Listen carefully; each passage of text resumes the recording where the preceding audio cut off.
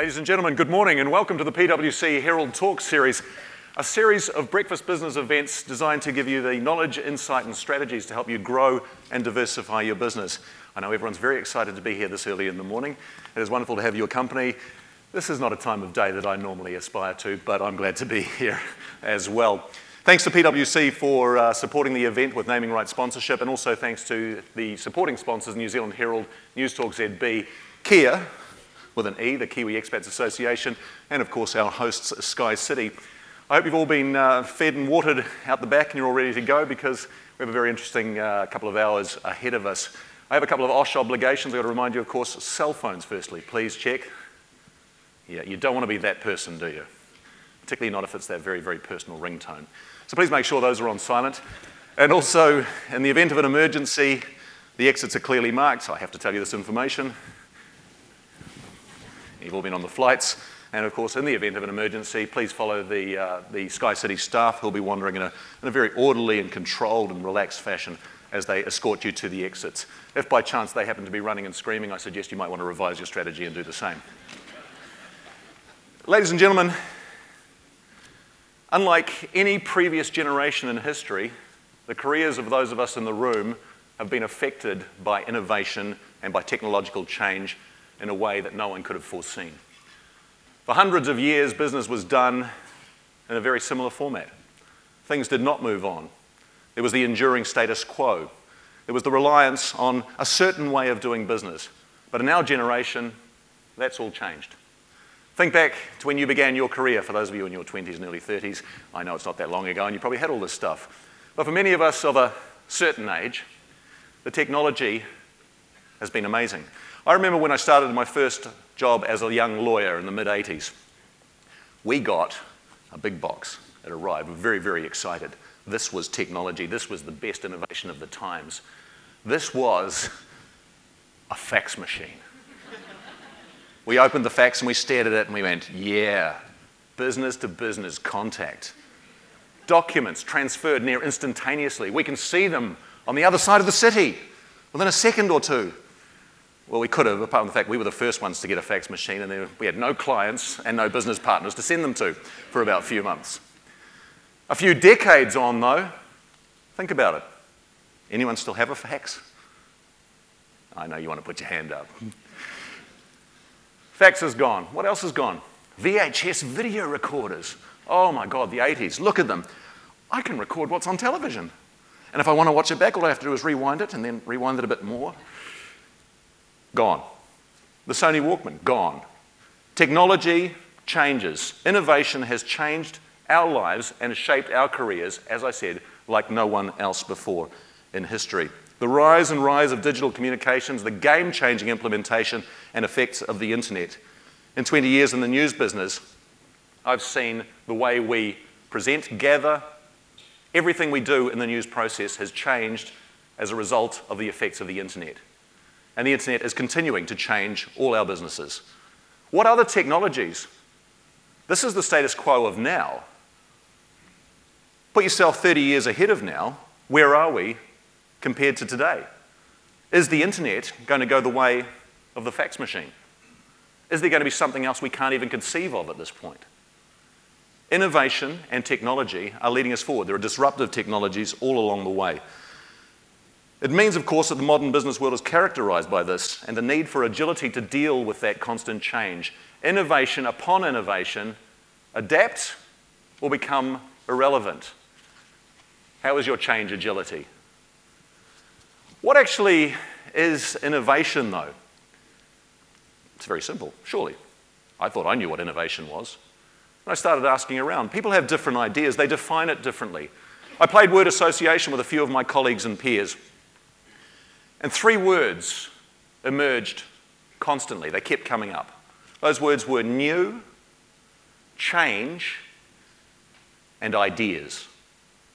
New, change, and ideas. So I thought, well, let's validate this. Let's have a look what the dictionary says. The Webster's Dictionary said, innovation, a new idea, more effective device, or process. That's all fine. But I thought, what about you today? How does that affect you? What about in a business sense, in a business paradigm? So I looked around, innovation in business. And the Business Dictionary defined innovation as the process of translating an idea or invention into a good or service that creates value or for which customers will pay.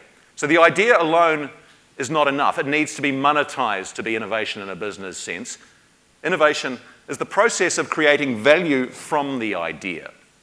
Or, you might like this one, it's turning ideas into invoices. Yeah, I thought we might like that one a bit better. Innovation is the specific instrument of entrepreneurship. It's the catalyst to growth, and it is anything but business as usual. Today, we're going to have the opportunity to hear from and ask questions of some of the best and brightest in the field of innovation in New Zealand. Our keynote speaker, he's built a stellar career at the cutting edge of digital technology. His pioneering work bringing on-screen digital characters to life. Millions upon millions have seen the results of his work. It is regarded now as an industry standard. Very shortly, we'll have the opportunity to hear his take on the topic. Dr. Mark Sagar will then join an expert panel that'll chew over the challenges of innovation and offer insights from their own experience. And after that, it'll be your chance to ask some questions. We'll have a Q&A. So listen to what they have to say and ask yourself, how can you apply that to your business? What can your business do to improve the bottom line by harnessing innovation? How do you convert your great idea into an innovative money spinner? Does others' innovation threaten yours? How do you stay ahead of the pack? How do you grow your market share by harnessing and commanding and utilizing innovation, turning those ideas into created value for your business? It's great to note that the government has been listening when it comes to innovation. A few years ago, it expressly put innovation into the title of its ministries. Before we hear from Dr. Mark Sagar, a few words from a man whose job title has him uniquely placed on the topic of innovation. He's also, I don't even know if he knows this, celebrating a special birthday. Because it's exactly 3 years ago today that a new super ministry was born. And they called him Imbi. Ladies and gentlemen, would you please welcome the Minister of many things, actually, but today he is expressly the Minister of Innovation. Please welcome the Honourable Stephen Joyce. Thank you, Simon. Cheers, Steve. Well, kia ora everyone, good morning. It's great to have the opportunity to come here and talk about my favourite subject, which is innovation. I'm slightly unnerved by the Madonna microphone. But good news, I won't be singing. That would be an innovation and not one that you'd enjoy. Look, it's just a short opportunity to speak this morning. I want to congratulate the Herald and everybody else, PwC, involved in putting on this session. I think it's a very important topic, and I'll explain why. And I really wanted to come out and talk to you about two things this morning. Firstly, the progress that this country is making in harnessing innovation for New Zealand's future. And when I say the country, it's actually the progress that individual entrepreneurs and individual companies are making to take the opportunity of innovation to get out there and sell stuff to the world and sell it successfully. And there's fantastic stories. One of the great privileges of this role that I have in both economic development and science and innovation is getting the opportunity to go around and talk to these companies and hear where they're at and what they're doing. And we have the most amazing stories now of high-tech companies from all over the country. I think of Putron Composites in Gisborne that makes composites and sells them to the world. I think of Stabbycraft in Invercargill that sells some of the most clever marine craft in the world. I think of some of the ICT companies around, Iran's Geo, for example, in Christchurch, who get out there and are leaders on the world stage in terms of 3D geological mapping for mines and 80 instruments from Dunedin. They're everywhere, and they're growing quite rapidly, many of them under the radar, and using innovation to succeed on the world stage. And the way they're doing it is the way that we're all going to succeed in the world today, which is getting and owning a narrow, deep niche and being so good at that niche and being so innovative that they can compete with companies that are far larger than them on the world stage. That's the way in which they are succeeding. So you take Tate Electronics, for example. I was lucky enough to be in South America recently, and they have an operation that's been there for 20 years, and they're cleaning up with the police forces and communications in South America, beating the Motorola's of the world, because they know this stuff, their niche, emergency services, communications, very, very well indeed. And they are completely dedicated to innovating constantly and staying ahead of the pack. So there's a model there that's working very well. You're going to hear, I think, one of the people that's going to be on the stage is Mary Quinn from Callaghan Innovation, which is an organisation the government put together 2 or 3 years ago. Its most high-profile role is its R&D grants program, but actually there's much more to it than that. Probably the most important role it's got, which it's still developing, is linking New Zealand's broader science system with these innovative companies.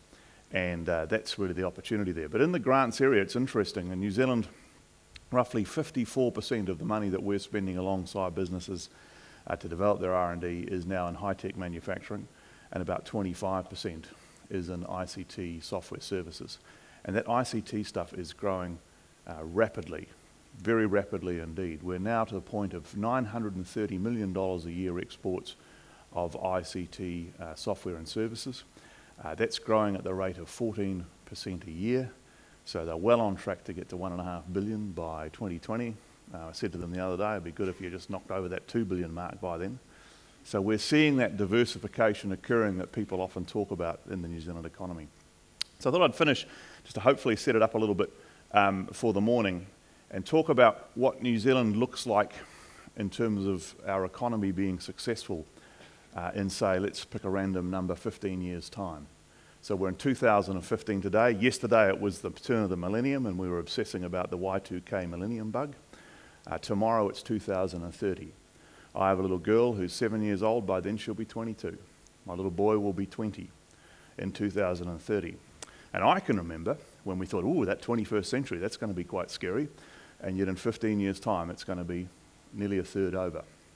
So what's New Zealand going to look like in 2030, and how do we make ourselves successful? How do we make ourselves the most prosperous small country in the world? Because I think that's entirely within our grasp. I think we've seen enough in the last 5, 6, 7 years to know what it takes to be successful. So I'll give you 3 or 4 things that are really important. Firstly, we need to be open to the world. We're a country of 4.5 million people. We're on a pretty small waka in the South Pacific. We're never going to get rich selling to ourselves. We have to get out there, be engaged. We have to be active all around our part of the world. And the good news is that our part of the world is now roughly 3.1 billion people. There's 3.1 billion people in countries within one long-distance flight from this city. So you take your Korea, your Japan, your China, your Southeast Asia, your South America, Australia, of course, North America. They're very important in their own way. And you take those countries together, and we need to know them. Now, we talk a good game, but we actually need to know them even better. We need more Spanish speakers, more Mandarin speakers, more students that have actually studied in market. We need to really integrate ourselves. We've got this wonderful city here, which is probably the most multicultural city in the world, because you've got the Pacific cultures, you've got the Americas cultures, you've got the Asian cultures. This is a wonderful asset, but we actually do have to make it work for us. So 1, be integrated with the world. 2, encourage investment. We should be proud every time the world says we want to invest in a business in New Zealand. That's fantastic. We shouldn't get all squishy about that. We should say, yep, that's great. People want to invest in our businesses and our people and our country. That's fantastic. It's actually how this country was developed, and it's how it's going to be developed in the future. The third thing is we're going to need really, really high quality skills. Now, it's something we're doing a lot of work on with things like engineering, science, ICT. Yep, everything's important, no doubt about that. There's plenty of humanities graduates who have taken on the world and won. But we need to make sure we've got those high-end vocational skills that help in this sort of entrepreneurial activity and innovation activity that we want. But fourthly, and I think most importantly, is the subject of this discussion this morning, is that most of all we need to foster innovation. We need to be an innovation hub in the South Pacific for the Asia Pacific region. And the really exciting news is that a lot of people are already acknowledging that. This is not something that's being dragged out of the skies. Plenty of countries that want to do innovation. There's not many that get a whole bunch of people from Silicon Valley to pop down here to see what our companies are doing. There's not many that are interested in the fact that we're doing rocket launches with a company called Rocket Lab. But actually, this country's good at it. And I was thinking, why are we good at it? Is it because it is in our DNA? Because our history is being relatively isolated. So our history is about doing things for ourselves and doing things on a shoestring. And that means our history is one of innovation. And if we can hang on to that in our DNA and actually do the other three things I'm talking about, then I think we can be the most prosperous little country in the world in 15 years' time. So it's pretty exciting. So with that, I think there's an orange light there which says get off the stage. So can I thank you very, very much for your time this morning. Can I hope that this session gives you the inspiration and the excitement to get out there and slay those dragons and take on the world. Just remember, it's the most exciting challenge. As somebody who comes from a commercial background, taking on the world and winning, coming up with a product or service that people value at any price because it actually delivers something that they really need, and you can do something that nobody else can do, I reckon is the biggest buzz in the commercial sector that there is. So look, thank you very, very much and have a really great morning. Cheers.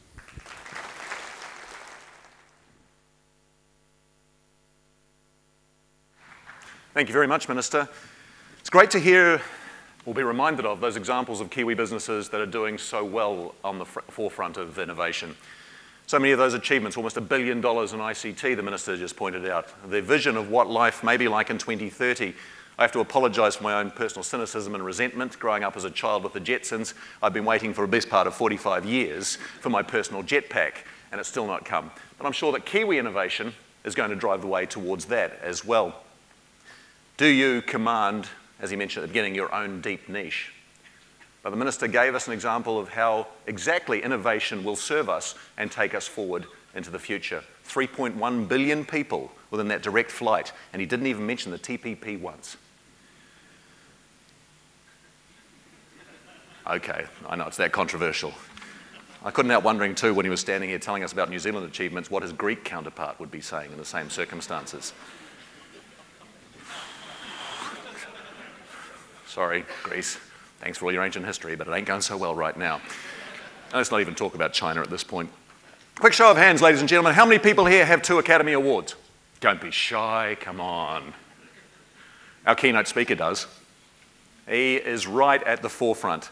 His work on blockbusters like Avatar and King Kong, Spider-Man 2, they were recognised for the incredible lifelike characters he and his team created on screen. The industry standard wasn't good enough, so they raised it and took it to another level, and now we as consumers, as cinema goers, have an expectation of what we will see in those lifelike moments of digital characters because of the work this man has done. Through his innovation and pioneering work, he developed new technology and set that new industry standard that's proved so compelling to viewers and the box office bottom line. But there's so much more, so let's hear from the man himself to tell you all about it. Will you please welcome the Director of Laboratory for Animate Technologies at the Auckland Bioengineering Institute, part of the University of Auckland, a man whose brain is even bigger than his job title, Dr. Mark Sagar.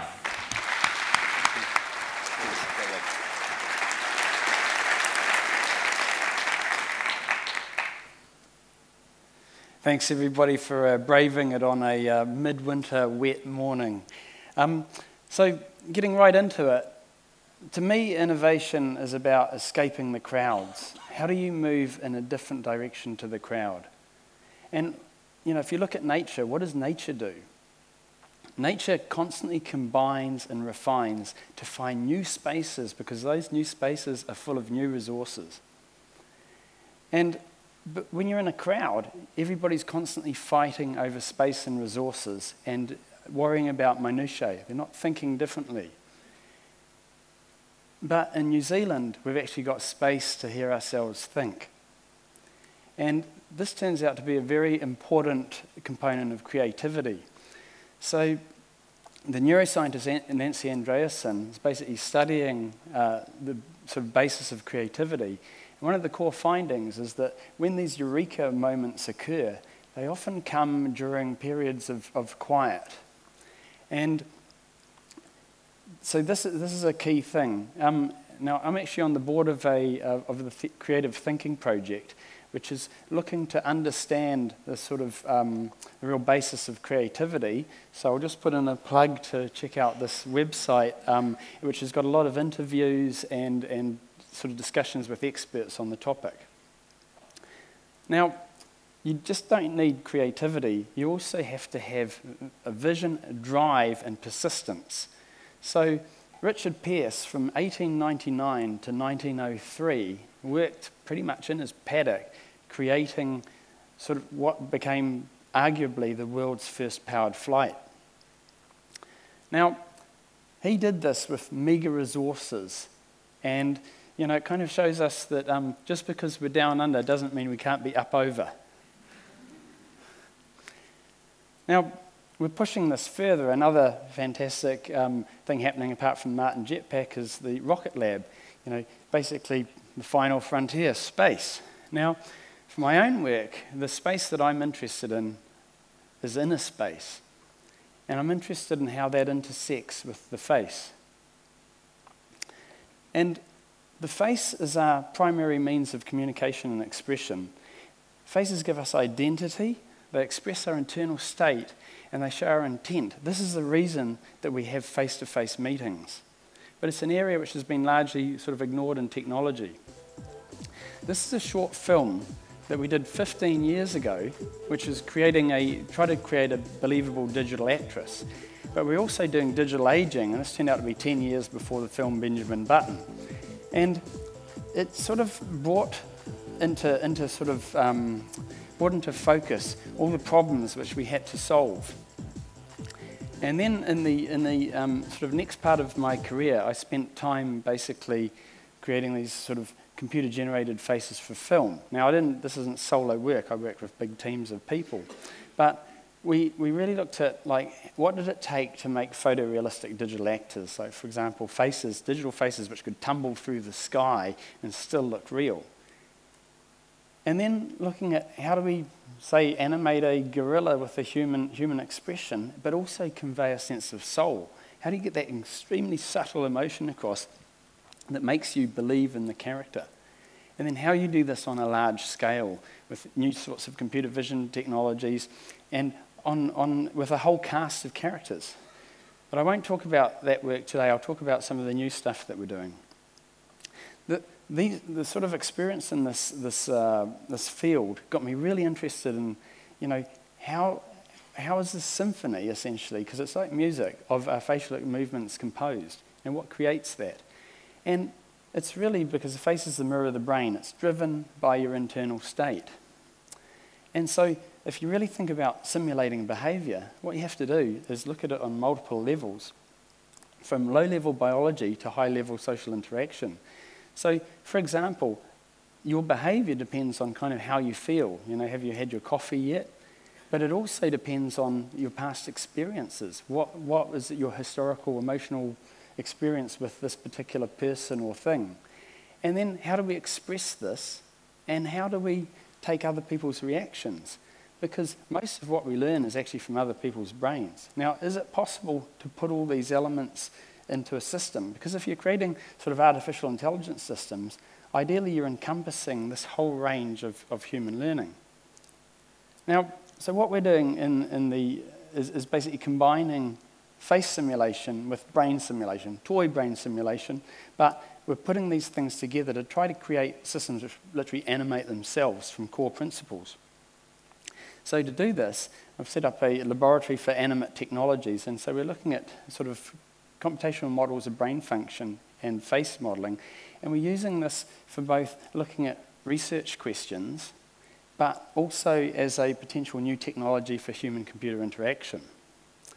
And so a sort of overview of the way that we're approaching this is if you think about how we interact with the world, with eyes and ears and whatever, receiving information, these things, basically we do multimodal association, so we combine these things and we learn patterns from them, but then we evaluate these with our emotional and motivational systems to basically create behavior. Now, a big part of this, which hasn't been really explored in detail, is how do we express that internal state and feed it back to the user in a way. So we looked at that and thought, how can we generalize this? because in the electronic world, you're not limited to biological sensors. You can have the stock market coming in from feed from the internet. You can have a temperature sensor, all these types of things. So it's really, we decided we'll generalize this and make an architecture to create sort of artificial nervous systems, which have got different motivations, whatever you design into it, but we can also simulate biological ones. And if you think about the future's going to involve increasing human-machine interaction. Gartner says that the smart machine era will be the most disruptive in the history of IT. And what we're talking about is things like cognitive computing, which is tagged AI for the 21st century. So basically, these are computers which learn like people. Now, the important thing about how we interact with people and how we learn is it's very context dependent. Context is extremely important. You know, am I talking to a doctor or a teacher? And if you start thinking about how much a face contributes to context in any sort of communication, I'm going to show you this very meaningful scene here, and I'm going to make a subtle change to one of the faces to just see how it changes the mood. So basically, this is essentially the power of the face, and there's a reason people are so fascinated with people watching. Now, if we start looking at here's an example where people have put eyes on a robot. This is a robot called Baxter. The whole point of this is that the robot will look where it's intending to move. So the robot is telling you its intention. And so if you see the robot looking over here, you should probably stand out of the way. You don't need a training manual for that. It's obvious. So this is a type of sort of context that we can give and intuition that can come. Now, the way we see the face is as an instrument. So what we're really doing is building a synthesizer. And to do this, we have to understand the driving force behind the face. And how do you classify what it does? What's the fundamental information? Because it's all about what's the information being conveyed. And so, you know, really looking at it, it's like the muscles on your face are like the strings of a guitar. And so if we want to sort of build these together to create simulations, we look at what nature does again. And, you know, nature, the reason your face sags when it gets older is because it's only held onto your skull at a few points. But we want to take those types of things into account. We want to look at the materials that the face is made out of. And we also, this enables all kinds of new things like digital forensics, for example. Now, this is I was smiling in an MRI machine for 15 minutes. This was so that we could kind of sort of explore the inner workings. This is a system that we built to, you know, look at inside a smile as you're smiling. So to do this, I actually had to put my face in a fish tank for 30 seconds, so and smile. But anyway, these are the types of things that you got to do. So, but anyway, we were able to build a biomechanical model of the face. So everything that you're looking at now, apart from the blood vessels, is part of a physics-based simulation. And so as this is my face because I was one of the guinea pigs. We've got other people that did it too. And so basically now we take this face and we activate the digital muscles. And we're able to actually create an expression through a physics simulation. And then when we apply it for a whole bunch of different expressions, we can now create this whole range of things. Now, for artists to create this, it's actually very, very difficult and very expensive. And this is one of the reasons why games and films are such expensive industries. You know, because the face is key to your character. So anyway, that's the sort of background to the work. Where the thing which got me really interested is, you know, these muscles need a control system. How do we control these muscles? How do we build a brain model which can drive the face? So what we're really looking at now is like nerve animation. How do we combine models of the face and neural systems to actually drive the face? So this enables us to simulate things like the effects of stroke, for example, where half your face might be paralyzed, but if you tell somebody a joke in certain conditions, you'll still be able to smile symmetrically, because we're modeling the different motor systems of the face. If you're creating facial expression from the inside out, I think you have to go to this sort of level of detail to really get something which drives the face in a very human-like way. Now, the real meat of what we're doing is brain-based computing. And so we're doing what I'm calling neurobehavioral animation. If I'm building a computer character which is self-animated, what motivates itself? And we have to look at the very core of what motivates us. You know, what's our driving force? So, for example, a very simple example might be my blood sugar level's low, so I experience hunger and I start searching for food. That's an example of where you're tying behavior back to a cause. Now, of course, there's much more complicated psychological levels driving that, but they normally boil back to sort of primary motivators.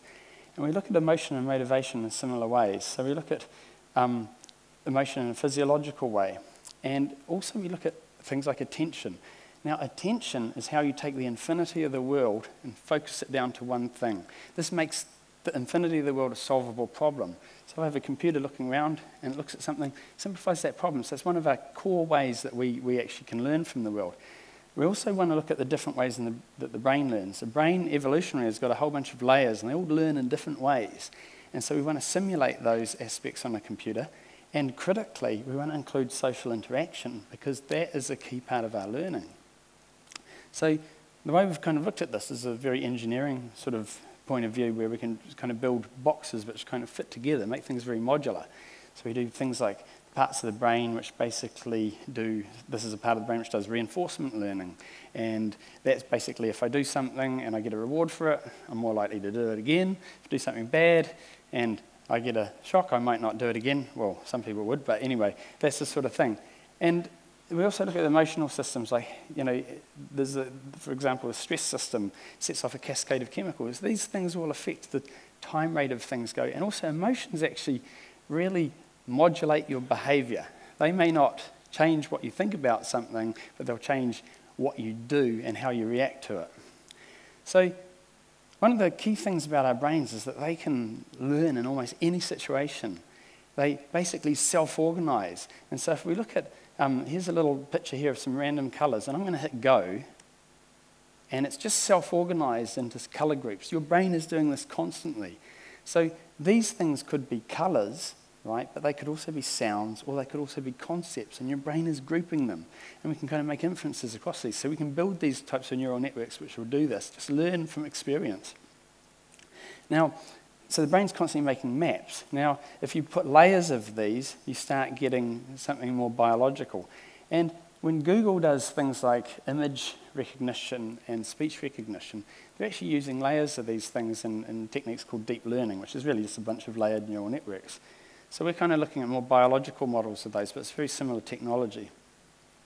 And so apart from that, we also think, how do you make a computer experience the world?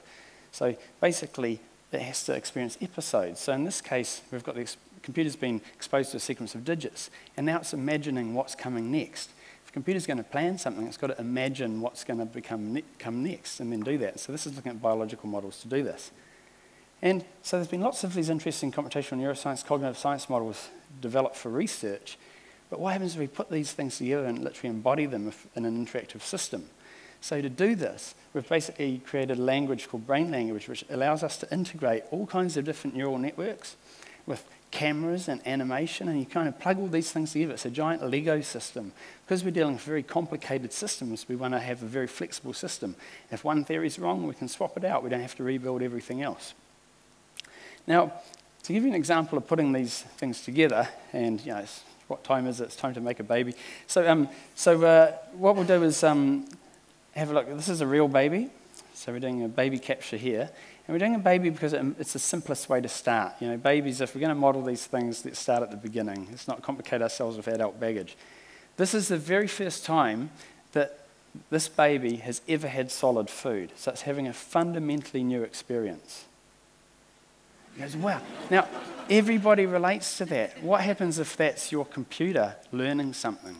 You understand what it knows. So this is a key part of like how we can communicate the internal state of a machine back to the person. If that was a medical system, you might ask for a second opinion. Now, so we put all these things together, build up a digital baby. Here's a biomechanical baby model. And we activate the biomechanical baby muscles because you can't get real babies to do what you want. And then we put different types of brain models in and put pieces together, and I'll just fire up a demo, if I can find my mouse. Okay. Let's see.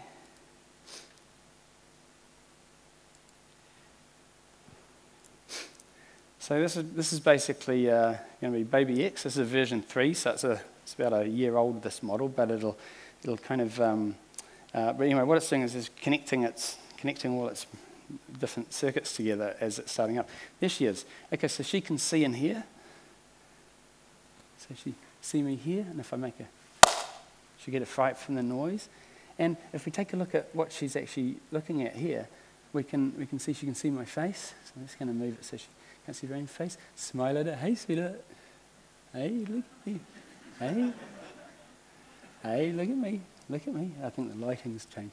Hey. Yeah. So she's not copying my expression. She's actually feeling good. So where the mouse is showing you different sorts of neuromodulator levels. So if I'm just going to abandon her for a moment, and what's going to happen is if you see where the mouse is, you'll start seeing her stress system is going to start getting set off. So she'll start looking for me and wondering where I've gone. Now this is a sort of an emergent behaviour that happens. So because she seeks social comfort. And we should start seeing, if you start seeing a red curve coming up, that's cortisol.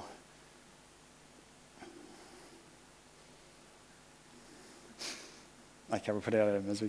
Hey, sweetheart. Hey, it's okay. Hey, it's okay. Hey, it's okay. Yeah, good girl. Okay, so she's listening to my tone of voice and my expression and everything. We can kind of zoom in on her, move the light around. So now, the other types of things, because she's kind of learning, we can do things like, this is sort of similar to Pavlovian learning. So if I do essentially, that bell is like a conditioned stimulus. Now I'm going to essentially pair this. Hey, sweetheart, you like the bell? Yeah, the bell's good. Yes, it is. Yes, it is. Just to make sure I've got things. Yeah. Hey, sweetheart, yeah, you like the bell? Yeah. Okay, now, I'll just do the bell by itself. There you go. So this is like real-time learning that she's doing. Now, let's go into another mode here, and we'll kind of see baby here, and now what I'm going to do is essentially I'm going to remove her face, so it's early in the morning, but anyway.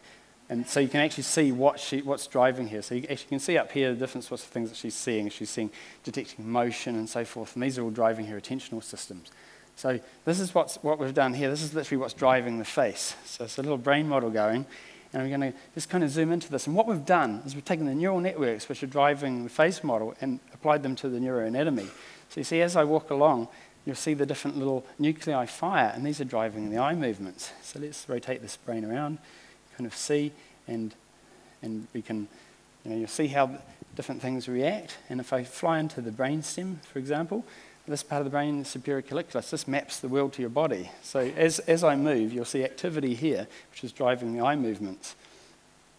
And let's keep going in. And then, so this is another part of the brain. This is called a thalamocortical loop. And what's happening here is the brain is telling the body to move. We can do things like adjust the dopamine level. If I bump it right up, it basically creates, I can't see it in the dark here, but it basically creates too much feedback. This is Huntington's disease. Drop it down, kill off these cells here, and now the brain wants the body to move, but it can't.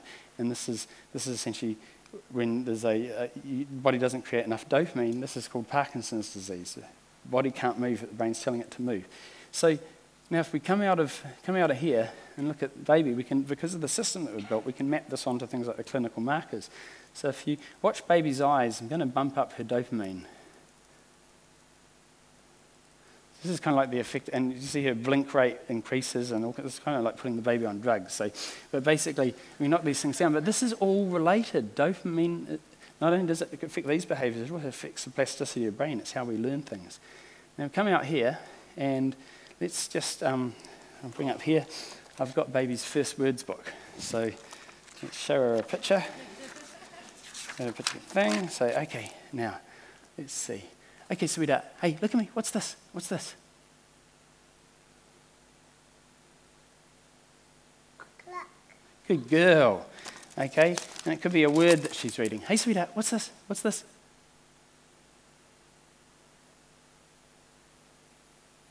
Sheep. Good girl. Okay, so this is the types of things we're using. In this case, it's learning neural networks to drive the system. So I'm going to race through stuff in the interest of time. Now I'll show you some things which we can't really do on stage because it takes a long time, but this is like learning to imitate. So this is the baby. What's happening here is she's doing movements. Real babies just babble. They do stuff, motor babbling. And in this case, parents can copy them, and they learn the association. So she's making movements. I'm copying her.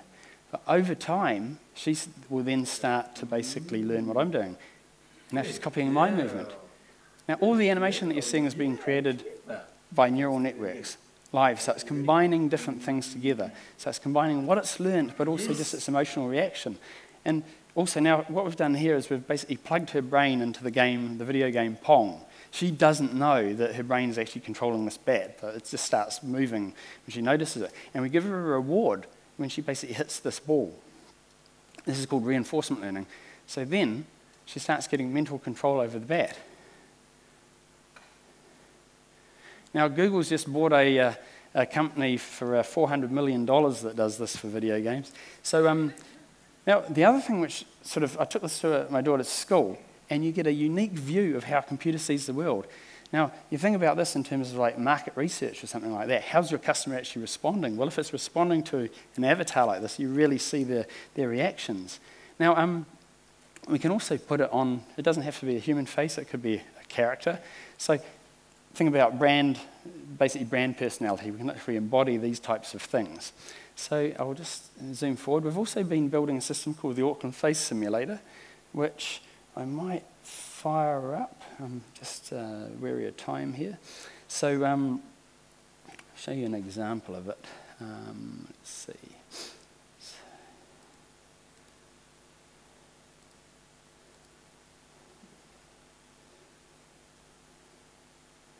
So this is an avatar to function as a human-computer interface. So this is really, you think about how important face-to-face interaction is, but we don't interact with this on digital technology. You've got things which will read your face, but you don't have computers which have faces.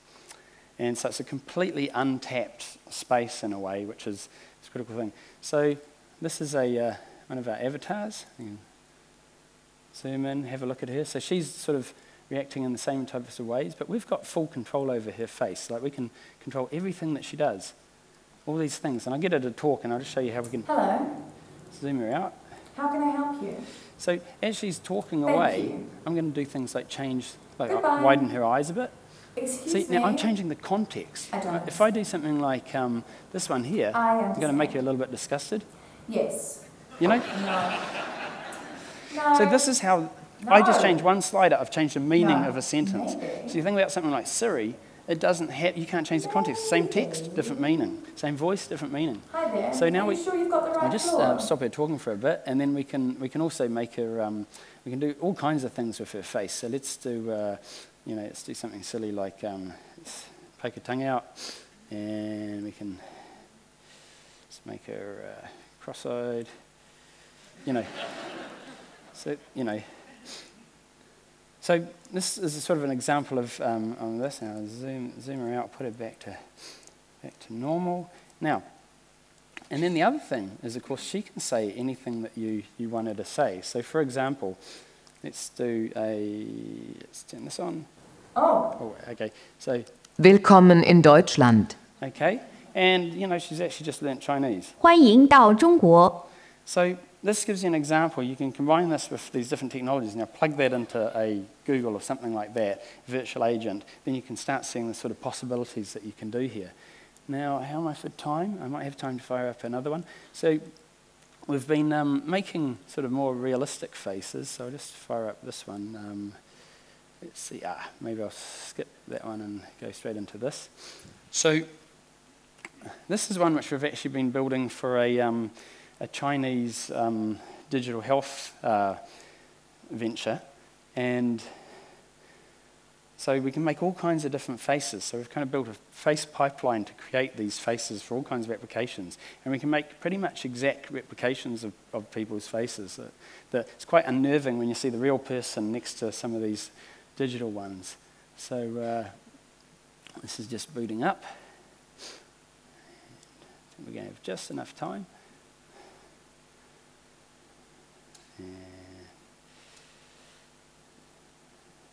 Here he goes. Okay, so this is Tim here. So let's zoom in on his face. Now, again, I've got full control over his face. So we can do, let's just open this up here.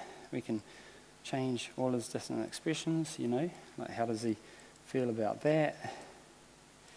Let's go right in, really detailed. So, these are sort of, so fully controllable face looks exactly like the person, can be driven by different types of artificial intelligence systems. And you can change, all the expression and the different things that, come from that. So I'm just going to, so we do a whole bunch of different technologies to do with that. And so I'll just keep going, talk here, and then we can, so basically what we're doing with this is we're also doing research collaboration. So going down this new direction has led to a whole bunch of interesting new collaborations. I'm actually currently talking to the €1 billion Human Brain Project at the moment, who are interested in our technology. We've also had a lot of local things. So, and with Baby X, the new version that we're building, which is going to be a big step up from the old one, it's going to be at MOTAT, and we're going to have the public interact with it in a living lab. So that's hopefully going to be sort of end of the summer. So now we're also looking at commercial applications for this. So we've set up essentially a commercialization company called Limbic. And what that's doing is basically building avatars for different types of applications, whether it's, in this case, we're building an airport check-in avatar. You saw the Chinese face for a sort of a digital health application. So there's lots of different things we can do there. And we can also look at new types of human-computer interfaces. This is like where things are going. You're going to have your virtual assistant, but imagine if when they show you things and start driving web pages and things for it, your information might come through your own virtual assistant, which you trust, rather than trusting some server over in Silicon Valley. Now, we can also apply these things to live performance. So here's one where we had one of our avatars interacting live with dancers, and you could actually see the audience and the dancers reflected in the eye as it's kind of watching them. And this is other sorts of silly things we can do, like we put the baby on driving a little robot around. And so that kind of gives you a rough overview of the system. And so, this wouldn't be possible without a fantastic team. And so basically, to conclude, we've got to escape the crowds, escape the sheep. And you've got to find space. You've got to find your space. Creative play, persistence, build on your strengths, because your strengths give you a unique combination of experience. What you've done in your life is going to be different from somebody else, and you can build on that. It creates an automatic barrier for competitors. And most importantly, have a vision, but do something that you find meaningful despite any financial benefit. Do it because you believe in it. You find it truly a good thing to put into the world. No one knows if that's possible, but that's what makes it worthwhile in the first place. That's why Richard Pearce wanted to fly. It's not a short journey, but if you do that with having that meaningful sort of purpose, then you're not going to regret it, no matter what happens. So there's lots of space outside the box. Go out and play. And thank you very much.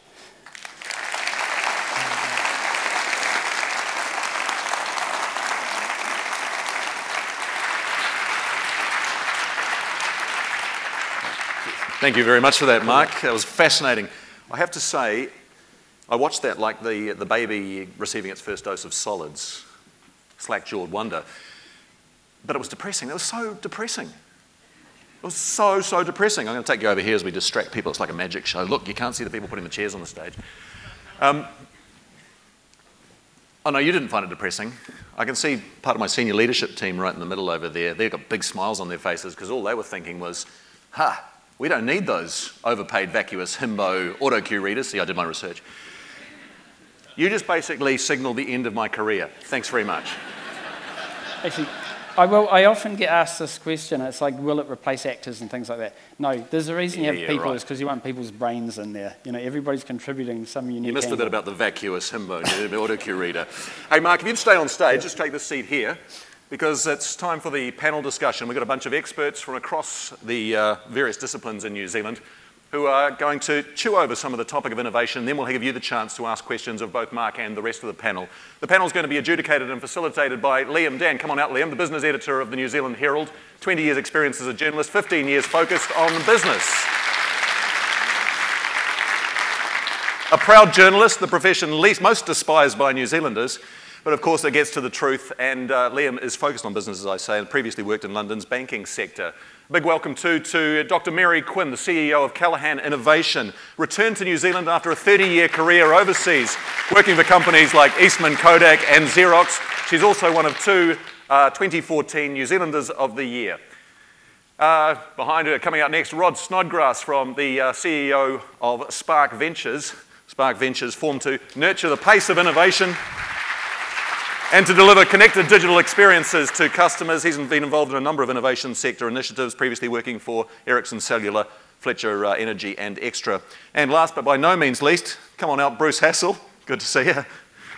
30 years in the profession, 25 years a partner at PwC. He is the senior partner and CEO, and he's responsible for the executive leadership and determination and execution of strategy. I'll hand it over to the Herald's business editor, Liam Dan, for the panel discussion, Q&A, questions and answers a little bit later. Liam. Thanks, Simon. Yeah, this is fantastic. I'm thinking of it as a bit like live performance journalism, which is something new for us. And obviously, when I think back 20 years to starting in journalism, just shows how far newspaper organisations are coming. It's very exciting. I'm going to start with Bruce, if I can, and work through the panel. What I'm interested in, and I think many of you will be as business people, is getting from a room full of good ideas to the great ideas and executing them. And Bruce, you with PwC will be working with a lot of companies that come to you wanting to implement innovative ideas, maybe have a whole bunch of innovative ideas. I'm interested in the processes you advise them on in terms of to sort of sift through those ideas and make them a reality. Thanks, Liam. Well, first of all, I can confirm it is me, and I will smile if you smile back. So look, we sort of in relation to the organisations that we see a lot of, we probably tend to see three types of organisations that are sort of confronting the whole innovation disruption. The first one is what I call, I often refer to my BIT group, and other ones that tend to be in blissful ignorance.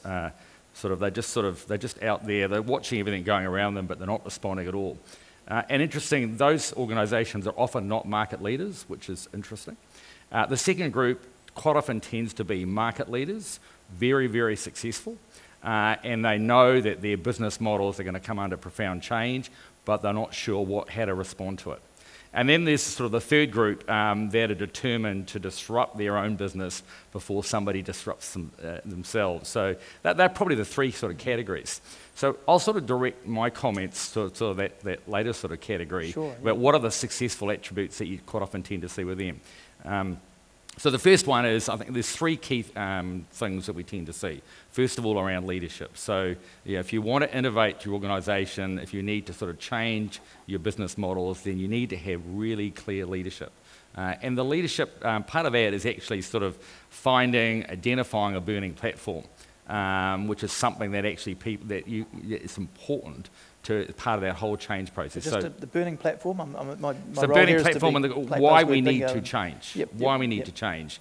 And I think that's the biggest challenge for, if you sort of, in one sense, startups and new innovative organisations, there's a different set of challenges to existing businesses, existing business model, which is the vast majority of the business community in New Zealand, is how you change and evolve those businesses. So I think that's the real thing. You need to have leadership around that. The second thing, I think there's a cultural issue. That you quite often tend to see that the organisations that are actually changing and evolving, they're actually creating a culture that encourages innovation, and encourages people to be brave, to be courageous, to try things. And also failing's not a bad thing either. So if you don't have a culture, that's creating that innovation environment, then it's very hard to move forward, because people won't innovate. They're scared about innovating. Now, can I jump to Rod here quickly, because it's a great segue, because obviously Spark has been through one of the biggest transformations, or telecom to Spark, one of the biggest, most visible transformations in maybe New Zealand business history, perhaps.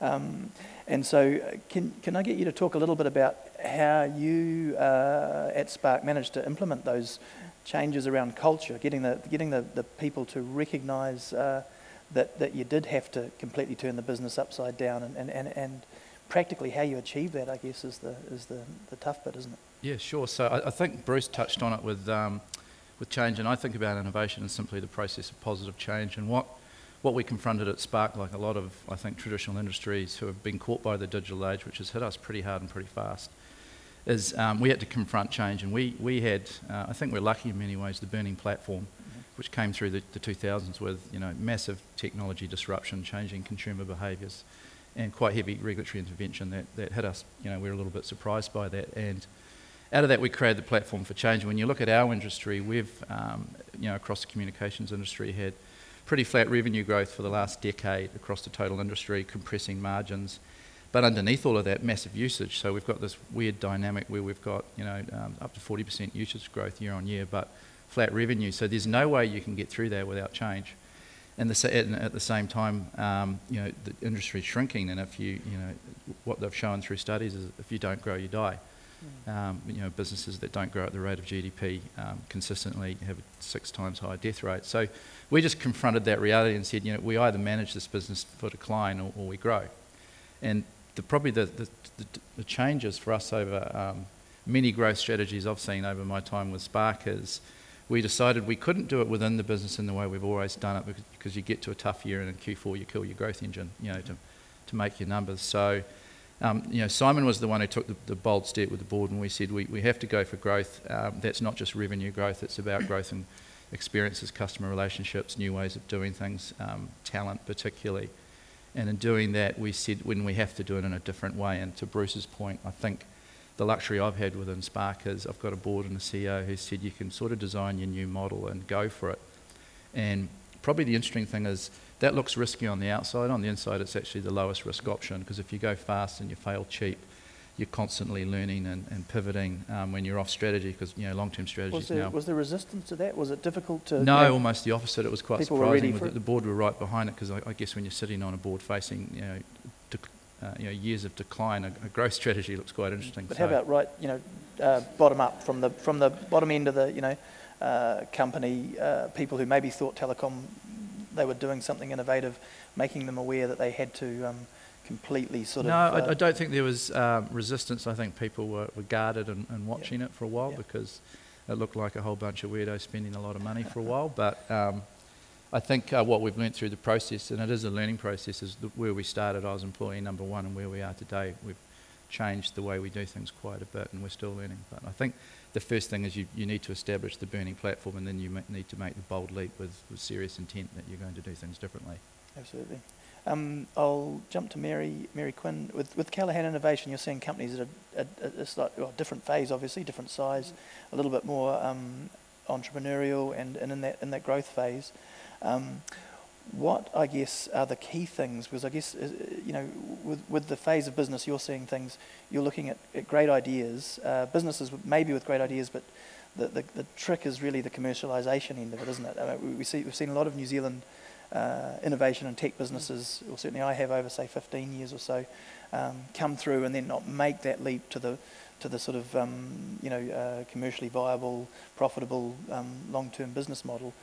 What are the things that you would see in the businesses that have made it, or that are making it, or that you're picking as the successful ones that stand out? No, you're right, Liam. There are an incredible number of really creative ideas across many industries, many technology-intensive industries across New Zealand. And in the couple of years I've been back, it's been really exciting to see that. And of course, Mark, your presentation was a fantastic example of that.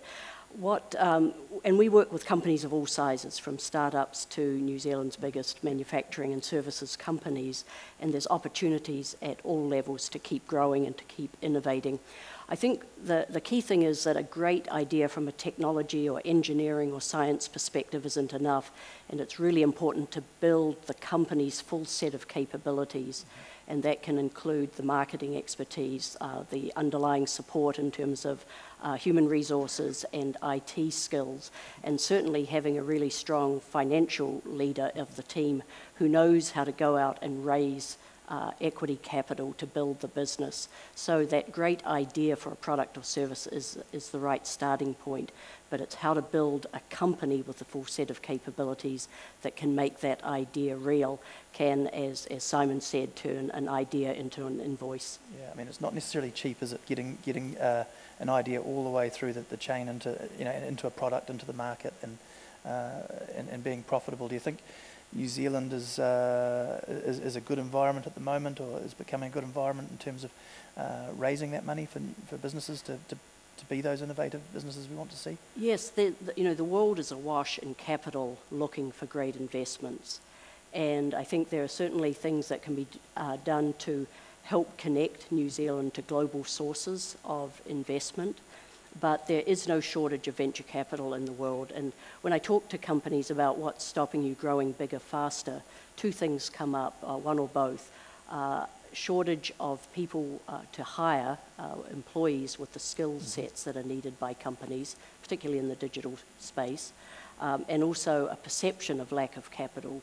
But I think we've just got to get more effective at reaching out to global sources of capital and as the Minister commented, let the world know what a great place New Zealand is to invest. Yeah, sure, absolutely. Mark, sort of picking up on that skills point, I thought I'd throw a question to you about, I was thinking about children, what we should be teaching our children for the future, but ourselves and our staff as well, in terms of what skills we need to focus on to be more innovative in what we're doing. And you know, people talk about learning to code computers, learning languages, Mandarin and so on, but these are specific skills. Do you think there's a sense that we need to sort of develop our way of thinking overall to sort of embrace innovation and change, or is it skills focused? What's your thought? Well, I mean, that's a good question, but I mean, if you look at the real sort of poster child like Steve Jobs, the reason that Apple became so successful was because he did calligraphy, and he thought, oh, what happens if I put calligraphy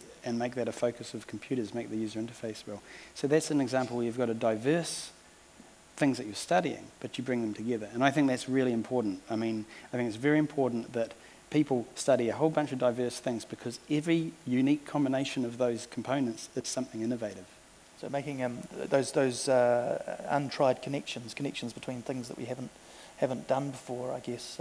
Exactly, because ultimately, you're going to be, with the differentiation of labour and so forth, you're going to become specialist in some area. There'll be some unique angle that you can bring, and I think that's where the value comes, and especially in New Zealand, we've got to think like that, I think. Yeah, sure. Liam, it's interesting if you look at, if you contrast, the way most of our, young people, when they go off to university, they sort of, the minute they go to university, they're already down this sort of specialist route.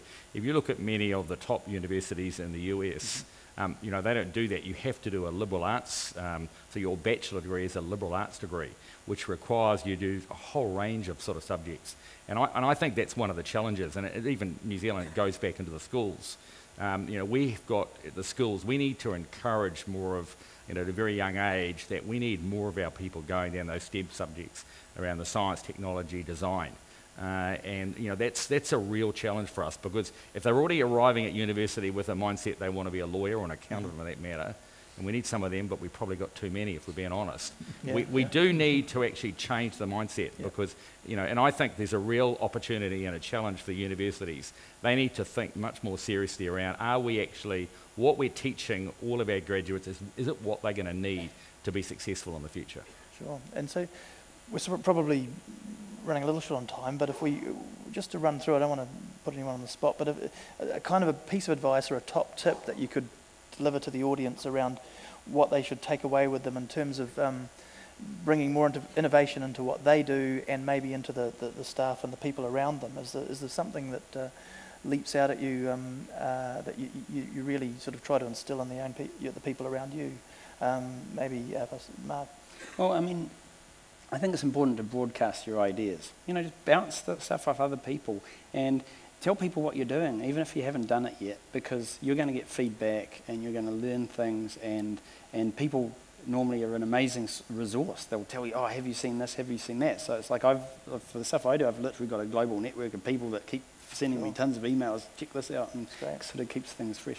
So just very quickly, we were down to it last minute, but Mary, any thoughts on a sort of top? There are a lot of resources out there to help aspirational companies, and so I just encourage every business to go out there, and there's certainly government, public sector resources, there's the private sector, there's universities, there's just a whole range of programs and ways to help companies, and so I'd certainly encourage everyone, no matter what the size of your company, get out there and talk about what you're trying to do, as Mark says, and look for the help that's out there. Sure, yeah. Right. Mine's more for the corporate people, is more to think about the customer problem you're trying to solve, or the experience you're trying to create. I think we're still in a world of trying to push technology and thinking of supply side thinking, so it's really think from the customer back, and I would assume almost all business models can now be broken with digital, so it's really almost challenging everything, thinking from the problem. This is the sort I of was gonna mention- Uberization of all things, isn't it? Yes. Yeah. I was going to mention the customer experience piece, but I think my key takeaway would be for leaders to create a culture of innovation and to encourage it so it becomes integral to your organisation. Great, thanks Bruce. Well look, I think we've got time for questions from the audience, so I hope you've got your brains in gear now, and we can sort of drill down to some of the things that you want to hear. Yeah, we'll come on, we'll head on out into the audience. If you've got any questions, put your hand up. I know it's early in the morning, but I'm sure we can encourage you. We've been inspired and engaged by our panellists and Mark in his keynote speech. While you're warming up with an idea, I'll ask one then. Rod, you talked about how Spark had to address lack of growth in a declining industry. What advice would you give to, say, another industry, say free-to-air television in a similar circumstance? That's a real setup, that one, isn't it? Right. Competitor. Look, yeah. So, look, I think in any industry, and free-to-air is one of them. Obviously, the Yellow Pages was when we had that asset. I think we're going through a generational shift, and that's, I think, the things to think about. We saw it in fixed line voice, and we're still seeing it. You've seen for us the shift from voice to data, and now we're seeing the shift from data to social and video. So I think any industry, free-to-air, inclusive, you have to think about what your consumers are doing and who your consumers are. And if you look at Gen Y, my kids are in that age group, they do not watch free-to-air TV at all. They don't consume a lot of our products either. So you have to think about what are they going to buy, because they're not that far away from having jobs and buying services, and then think about what revenue models you need to sustain your business in that model. I like the sound of that because it sounds very much like our senior leadership team is doing. Did I say the right thing? All right. Right, we had a question. Morning, panel. Yeah, good morning, panel. David Teese is my name. Just had a question for you around what New Zealand could do better in the way of, we've moved from IQ to EQ into a period of cultural intelligence, so CQ. The Minister mentioned about us embracing and not getting rich out of New Zealand and going into our neighbours and through Asia. What do you think we could do better as a country around embracing innovation from them to build our own innovation? Mary, perhaps, is looking out onto the world stage of... I think it's a matter of being really clear on your target market from the beginning. So we see a lot of engineering or technology-driven ideas, but then testing that out in global markets. And it doesn't have to be the whole world to start, but whether it's the US, whether it's Asia, whether it's Europe, whether it's Australia, as the first offshore market, really doing the homework up front to understand what that target market needs. We'll hear companies say, oh, there is no competition, my idea is so unique. There is always competition. So looking really with a sort of a cold eye at who you're going to be up against, how existing competition is going to react when you introduce your product to that market. And there's a huge amount of help in that area too. At Callaghan Innovation, we focus on services that help a company go from an idea to a product or service ready to sell. And our partner organisation, New Zealand Trade and Enterprise, has the services that you've got something ready to sell, now how to get it into as many global markets as a company wants to pursue. So not assuming that the tastes and preferences and environment of the New Zealand domestic market is necessarily going to be the same in an offshore market, and testing your product against that market can save a lot of lost time and lost investment when you actually start to export. Hi, Robert Bruce from AUT. There was a comment about we've got enough lawyers and accountants, which I don't dispute. The question would be how do we encourage young people to pursue a career in technology or higher value innovation type jobs? Just jump in there. Mark, any thoughts? Movie industry is probably fairly... Yeah, movie industry is one thing. So what's kind of happening is there's a lot of technologies coming to people's fingertips, right? A lot of these sort of technologies that we use now cost $20,000 to get a software license for 10 years ago or whatever.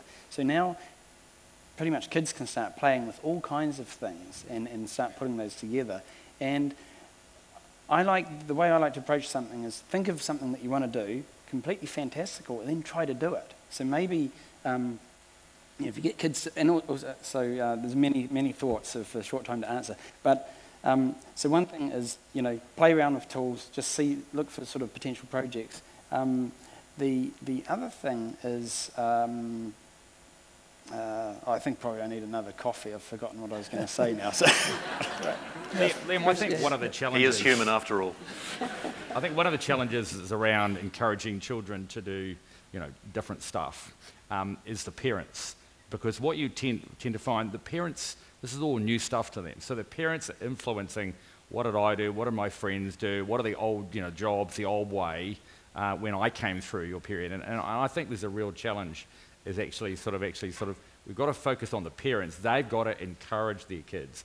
Actually doing a design degree could be the most powerful degree you ever do, or mathematics or whatever, as opposed to maybe the more traditional way of thinking. So I think the real challenge is we've got to focus in on the parents, not the kids, because the parents are influencing the kids down these traditional routes. Sure.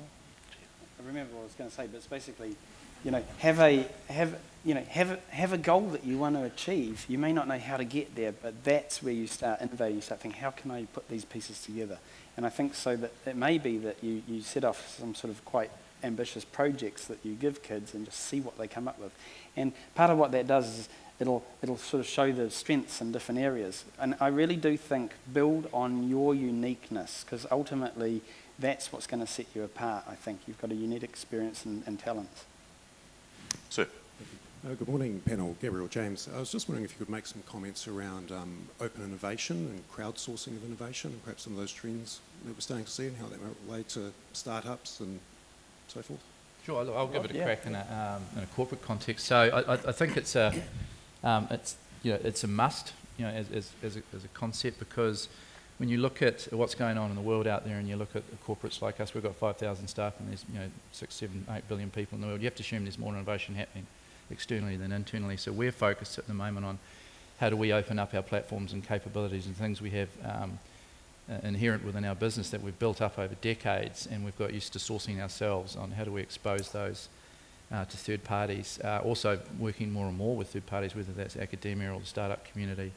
That's where we're focused. It's baby steps for us in learning, because as a corporate you can kill a startup accidentally quite quickly by engaging with them. But so our focus is more how do we attract innovation to the platforms that we have by opening up pathways into those. And everyone talks about open APIs in an industrialised platform. That's sort of where we're heading. And so how can you use our SMS capability, our billing and credit check and all the things we have and we've had for ourselves for years, how do we release those into the environment and let people work with those? Thank you very much. Any questions? Hi there. Bruce, you talked around a culture of innovation. I was just wondering if you could expand on what you, how you would envisage a culture of innovation. So look, I think there's a number of things you sort of focus on.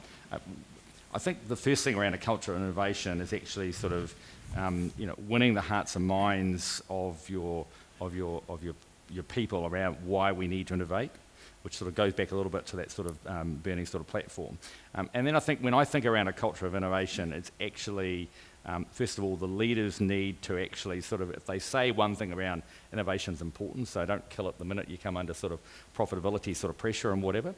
So I think it's a whole series, it's not one thing, it's a whole series of things you need to do to encourage that. I think it's also a concept around actually encouraging, to sort of, if you're going to, speed is important. So you really want to actually encourage people to sort of innovate fast and fail fast, I think the key thing. The other thing from my perspective around the culture of innovation, I think a trend we're starting to see, and probably Spark really led the way, is we're seeing more and more organisations sort of setting up little sort of venture teams or sort of innovation teams that take them out of the day-to-day part of the business, because it's really easy to say, look, we need to innovate, we need to have some special projects, and you get your very best people that are already really busy, and by the way, that's your second night job we're asking you to do. So I think, again, that the culture of innovation is actually sort of freeing up capacity, taking them out of the business, with Rod's comment around, if you leave them in the business will, they won't deliberately do it, sometimes they might, but they can't help but kill things off, because you're not doing things, sort of you need to do things in a different way. So I think it's a whole series of things. And I think you've got to try things, not be afraid to try things and move fast. Yeah, I'd go even a little bit further. I'd talk about having a culture of curiosity. You've got to have right to your top leadership this willingness to challenge everything, to listen to any idea, but then to move with real executional pace, because there's always tons of ideas, but half of them are aimed at problems that don't exist. So you have to be open to everything and then filter it very fast, move fast. And to Bruce's point, fail fast, fail cheap. It's just part of the learning process, and just move on to the next thing. So that's, I think, openness of thinking is the key bit, but doesn't mean you can afford to be flaky, but you have to assume everything in your business model is up for grabs. Yep. And I'd add to that, I think there's got to be a high degree of connectivity between the different parts of the organisation when a new product is developed in silos, and engineering's not talking to marketing, not talking to finance, not talking to HR. You get a real crisis. I, early in my career, worked for Kodak, and when it had a copier business, and a major knew the first digital copier that was built with separate teams working on different subsystems that never talked to each other until very, very late in a multi-year development program, and the pieces didn't come together, and led to basically the failure of that entire business division because it was a bet the company new product. So seeing firsthand how if you don't have really well integrated teams talking about all of the issues together, you can really set yourself up for failure. So, and not shoot the messenger, another characteristic of an innovative culture. So if someone puts their hand up and legitimately says, look, this isn't working, listen to them, and as a team think through, how do we overcome this issue? So I think that little, Mark, do you want to? I was just going to say, one of the approaches we're taking with commercialisation is to have a little bit of diversity in there, because it's a very new technology, untested in the market. So we're exploring things like digital signage and kiosks and things like that, but at the same time we're talking to some Silicon Valley companies about integrating it into their products. So those are two very different paths, because we don't know which one's going to work, but we're getting feedback from that, and that'll help us build. Yeah, last question, I think, Simon, but we should, go for it. Hi, Sam Reynolds from Universal Soup. I'm just curious, so technological industries are challenged by the issue of sustainability. Obviously, constantly updating our tablets and our laptops and things like that. They have to go somewhere. And I'm curious, within innovation, whether sustainability is forefront as to what we're trying to deal with. And I'm interested into, Spark specifically, obviously, as someone who sells a lot of, products that need to go back into the world in some way, and, we're changing our iPhones once every, couple of years or so. What initiatives you guys are kind of working towards in an innovative sense to, make the technological industry that you're within more sustainable? Well, we have a sustainability policy just like the Voda guys do, where all the old handsets go.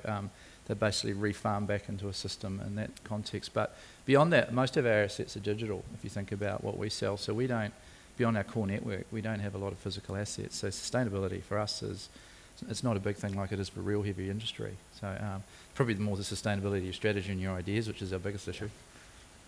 One thing I'd probably say around that is that when you look at all the ecological issues with the world, it's going to be innovation and new technologies that are going to get us through that, I think, and that kind of thinking is going to be core to the next century in that space as well. All right, thank you very much, everybody. Yes, sustainability. How do you sustain your energy at this time of day with a new innovative product that doesn't involve caffeine? That's what I really want to know at this point. Ladies and gentlemen, would you please join me in thanking our panel? Adjudicator, Liam Dan, our keynote speaker, Dr. Mark Sager, Mary Quinn, the CEO of Callaghan Innovation, Rod Snodgrass, CEO of Spark Ventures, and Bruce Hassel, Senior Partner of PwC. Big thanks to PwC too for hosting the event today, and to our supporting partners, New Zealand Herald, News Talk ZB, Sky City, and Kia, the Kiwi Expats Association. Just as you're going out the door, those of you ahead of me, we're trying to get you out by 9 o'clock because we know you all have very important meetings. Don't forget though, you can drop your business card into the bowl just outside the door at the tops, and you are in the draw for an innovative prize. That's all I know at this point, but hey, be prepared to be excited and surprised. Don't forget too, our next event in the PwC Herald Talks series, mark it down in your diary, August the 26th, Going Global. On behalf of the whole team, our sponsors, and this wonderful field of panel and speakers, thank you to you, the audience. Have a great day, everybody. from PwC Herald Talks series. See you next time.